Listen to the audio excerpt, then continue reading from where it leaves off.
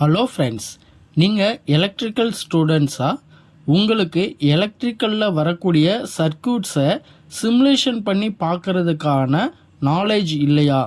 So அதுக்கான knowledge அப்படின்றது automation studio அப்படின்னு சொல்லக்கூடிய சிமுலேட்டர் மூலமாக நம்ம என்ன பண்ணிக்கலாம் அப்படின்னா தெரிஞ்சுக்கிறலாம். பொதுவாக ஆட்டோமேஷன் ஸ்டூடியோன்னு சொல்லக்கூடிய சாஃப்ட்வேரில் நம்ம என்னென்னலாம் யூஸ் பண்ணிக்கலாம் அப்படின்னா, நம்ம வந்து எலக்ட்ரிக்கலில் ஸ்டார்டர்ஸ் அப்படின்றது யூஸ் பண்ணுவோம். அதாவது டிஓஎல் ஸ்டார்டர், அதே மாதிரி star delta starter, forward reverse control, motor control. So இந்த மாதிரியான ஸ்டார்டர்ஸை நம்ம வந்துட்டு பேனலில் ரியல் டைமில் யூஸ் பண்ணுறதுக்கு முன்னாடி அதோட கான்டாக்டர்ஸ், பவர் சப்ளை, தென் வந்து கண்ட்ரோல் சப்ளை, இது எல்லாத்தையும் நம்ம வந்து சிமுலேஷனில் அவுட்புட் பார்த்துக்கிறலாம். ஸோ அதுக்கான ஃபியூச்சர் அப்படின்றது இந்த ஆட்டோமேஷன் ஸ்டூடியோவில் கொடுத்துருப்பாங்க.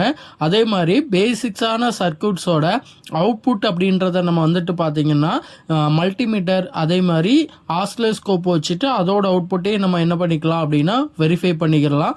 அதே மாதிரி பிஎல்சி பேனலுக்கான கண்ட்ரோல் சர்க்யூட்ஸுக்கான அந்த லேடர் டயக்ராம் எல்லாமே நம்ம வந்து பார்த்திங்கன்னா இந்த ஆட்டோமேஷன் ஸ்டூடியோவில் நம்ம ட்ரை பண்ணலாம். ஸோ இந்த மாதிரியான எலக்ட்ரிக்கல் ரிலேட்டடான நிறைய சர்க்யூட்ஸுக்கான சிமுலேஷன் அப்படின்றது இந்த ஆட்டோமேஷன் ஸ்டூடியோவில் நம்ம தெரிஞ்சிக்க முடியும்.